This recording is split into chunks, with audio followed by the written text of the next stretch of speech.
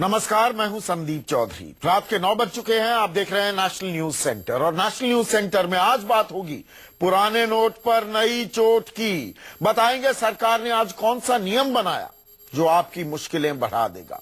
नोटबंदी और बैंक की लाइनों के बीच आपको सरकार एक बड़ी खुशखबरी भी दे सकती है। आपको बताएंगे सरकार नए साल में आपको क्या तोहफा दे सकती है। लेकिन सबसे पहले बात, नोटबंदी पर रिजर्व बैंक ने आज जो नई अधिसूचना जारी की है उसकी। इसमें बैंक में पुराने नोटों को जमा करने पर कुछ नई शर्तें लगाई गई हैं।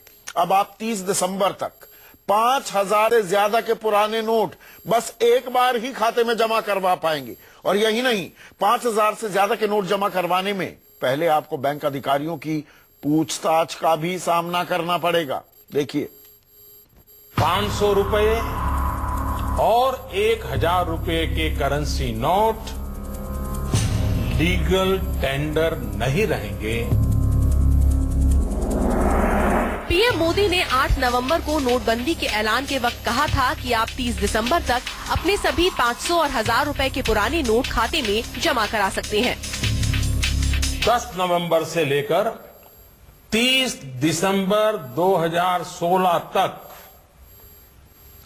आप अपने बैंक या डाकघर पोस्ट ऑफिस के खाते में बिना किसी सीमा के जमा करवा सकते हैं।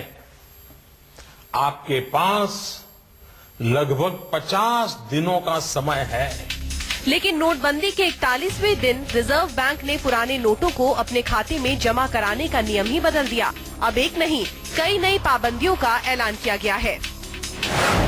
पुराने नोट जमा करने के नए नियम क्या हैं?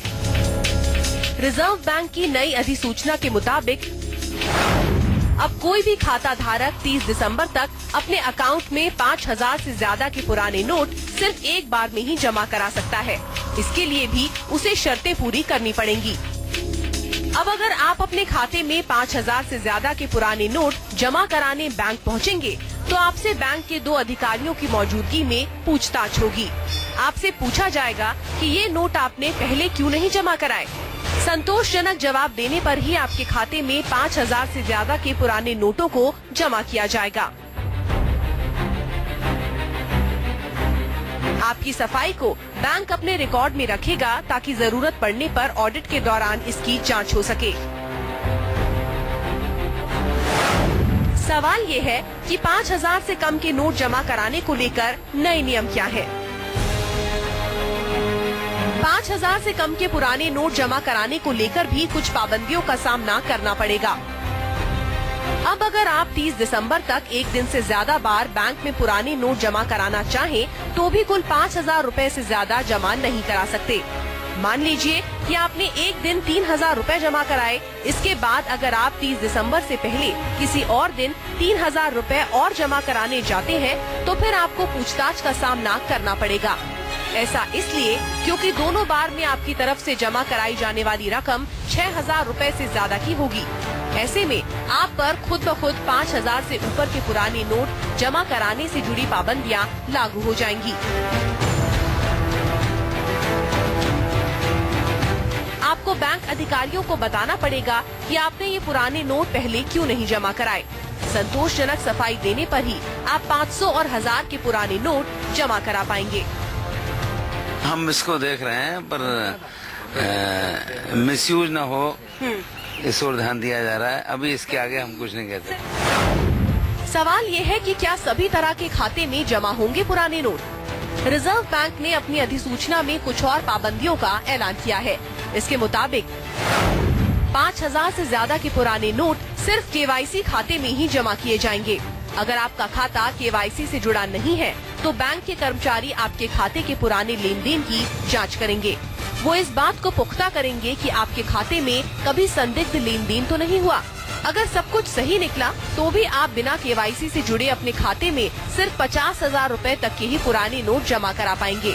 सवाल ये है कि कोई दूसरा व्यक्ति मेरे खाते में पुराने नोट जमा करा सकता है। खास बात यह है कि नई अधिसूचना की पाबंदियां उन लोगों पर लागू नहीं होंगी जो प्रधानमंत्री गरीब कल्याण योजना के नाम से काला धन घोषित करने की नई स्कीम के तहत ब्लैक मनी घोषित करेंगे। नोटबंदी के ऐलान के बाद कई लोग इस इंतजार में थे कि बैंकों की कतार छोटी हो जाए तो अपने पुराने 500,000 के नोट बैंकों में जमा कराएंगे। लेकिन नोटबंदी के खत्म होने के 12 दिन पहले सरकार ने नियमों में बदलाव कर दिया, कई सारे शर्तें लगा दी, जिसके बाद अब नोट जमा कराना बेहद मुश्किल होने वाला है। कैमरामैन प्रकाश कुमार के साथ मनीष कुमार, न्यूज 24, दिल्ली। तो हम आपको हर वो सवाल बता रहे हैं जो बैंक वाले आपसे पूछ सकते हैं। आपसे पहला सवाल आय के स्रोत के बारे में पूछा जाएगा कि भाई सोर्स कहां है, ये पैसे कहां से आए। इसके बाद बैंक कर्मी आपसे आखिरी बार पैसे जमा करने की तारीख पूछेंगे। फिर आपसे कैश में निकाली गई रकम की पेमेंट डिटेल मांगी जाएगी।